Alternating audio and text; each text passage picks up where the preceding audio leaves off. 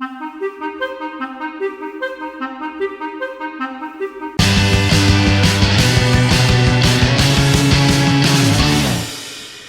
back, everybody. Each time we promise to accept the most insane challenges, no matter how ridiculous they are. So what's our challenge for today? Well, it says here, our challenge for today is called Mini Hoop Tornado. For the challenge, you have 60 seconds to make one basket in a mini hoop.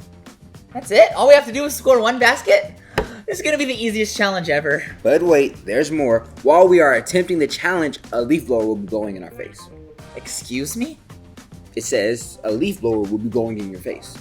A leaf blower? Are you for real? Who comes up with these challenges? How am I supposed to do anything with a leaf blower in my face? Come on, you got this, man. I believe in you. Whatever you say.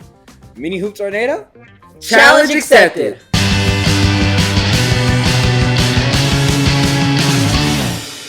Come on, this is ridiculous. How am I even supposed to score on this thing? You can do it, man. I totally believe in you. Wait, am I allowed to dunk the ball? No dunking. You gotta pull out that jumper for this one, man. Does the ball even fit in the hoop? It's possible. Yeah, but not probable. I don't think I can even do this without the leaf blower in my face. Come on, bro. You can do this. I've seen you light up on the court many times before. Yeah, but this is different. No, it's not. It's the same. You got this. Okay. Grab the leaf blower. I got you. We'll start in 3, 2, 1, go!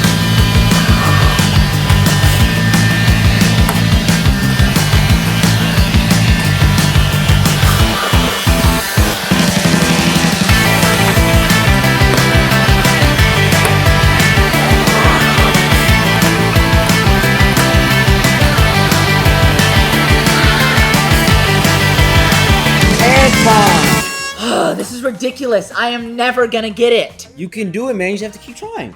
I guess I can do it a few more times. There you go. Look, I believe in you. You got this. In today's Bible story, you're going to hear about a guy God believed in named Gideon. God had complete faith in Gideon, even though Gideon didn't believe in himself.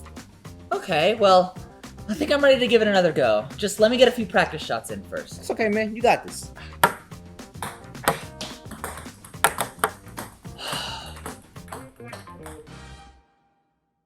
God's story. Gideon. So part of God's story is about a man named Gideon, and it begins like this. Israel, God's special family, had turned against the one real God and worshipped idols.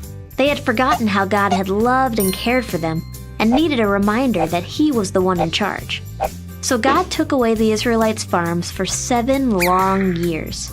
Whenever the Israelites planted crops, God would let another nation called the Midianites sweep through and camp on Israel's land, ruining everything that was growing there.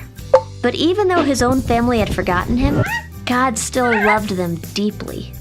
So, at the end of the 7 years, God appeared to a young Israelite named Gideon. God said He was going to free the Israelites with Gideon's help.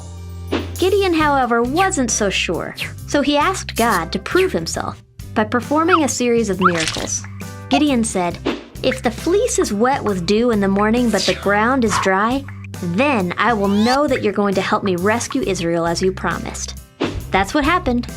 Just to be sure, the next night, Gideon asked God to do the opposite, make the fleece dry and make the ground wet. And God did it. Next, He even sent a sign through an angel. Gideon was finally convinced that God was in his corner, so he called together an army to fight against the Midianites. Now, normally having lots of people is a good thing when you're about to battle, but like I said, God does things a bit differently.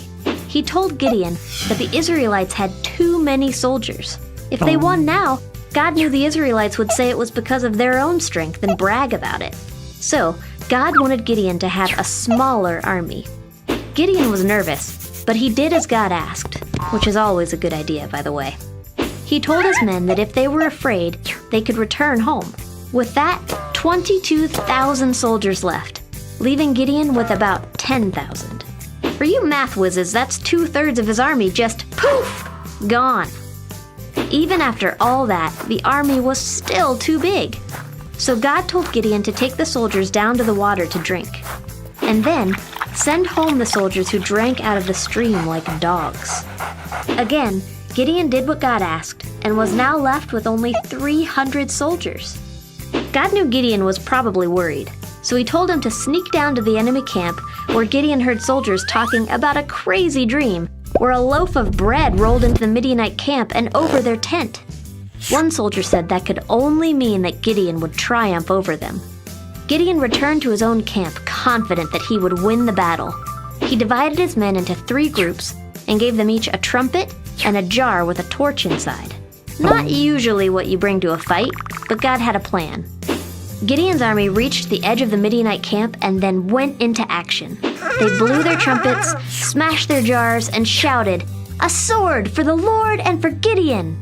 And don't forget, they did all of this without a single weapon in their hands. Terrified, the Midianites fled, accidentally attacking each other as they went. In fact, they ran so far from the battlefield that other Israelites were able to capture and defeat the leaders of the Midianites. With the enemy leaders gone and their army running away, God had saved Israel, just like he said he would. And that's the story of Gideon. So, in case you missed it, here's the quick version. Israel turned away from God. God reminded them he was in charge. God said he would save Israel. He would use Gideon. God performed miracles for Gideon. Gideon gathered an army. God made it smaller. Much smaller. Soldiers had a dream. Gideon's army surprised their enemies. The Midianites ran away. God used Gideon to save Israel. And that's a part of God's story.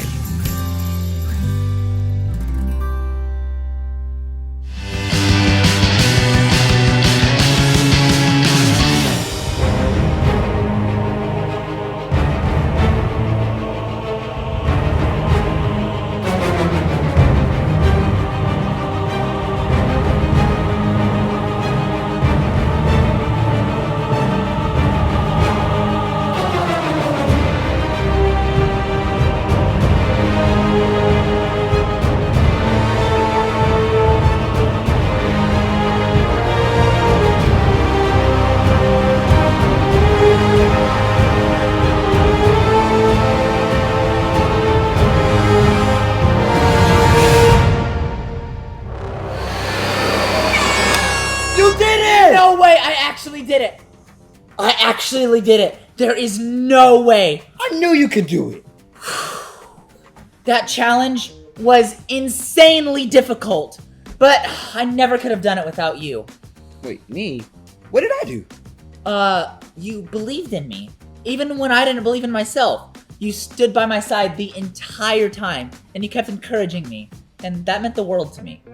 Wow. I didn't know that meant that much to you, man. It totally did. It kind of reminds me of today's Bible story. Gideon was terrified when God asked him to lead the people of Israel. When he looked at himself, he saw a weak little guy from nowhere. But God saw someone different. God saw the mighty warrior that Gideon would become. God believed in Gideon, even though Gideon didn't believe in himself. Do you think God believes in me the same way that he believed in Gideon? Oh, he definitely does. God sees a potential inside of each one of us because he put it there. He has uniquely equipped each one of us to do great things just like Gideon. If there's one thing to remember today, it's this. God believes in me. The next time you feel discouraged or you feel like you're a loser, stop and remember that God believes in you. This week, our challenge to you is to draw a picture of you doing something and God cheering you on. Maybe you're encouraging someone who is sad or lonely. Or maybe it's a picture of you cleaning your little brother's room. Draw yourself doing something and then draw God cheering you on. Well, that's all the time we have for today. Austin and I have to pick up these mini balls before people slip and fall on them. But we'll see y'all here next time at Challenge accepted!